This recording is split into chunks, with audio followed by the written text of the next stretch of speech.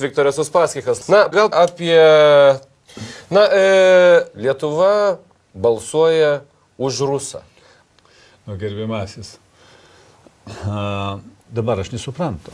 Mano jau grožis senai išnyka. Ir ką? Ir nieko.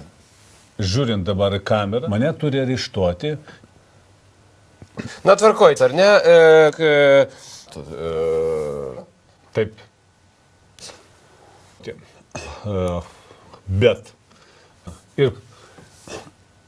Na, bet...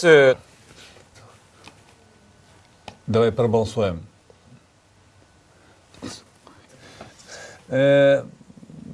Aš padaryčiau Lietuvą.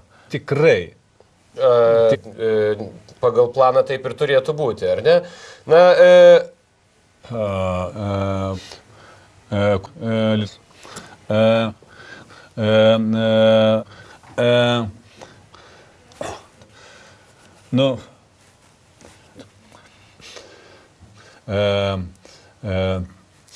Taigi, tai man atrodo viskas aišku. Yra,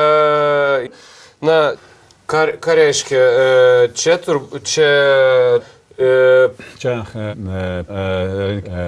tai klausykit, jūs ir jūs ką?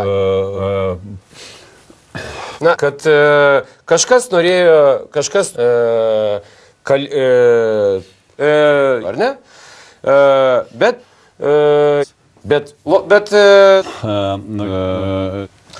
tvarkoj,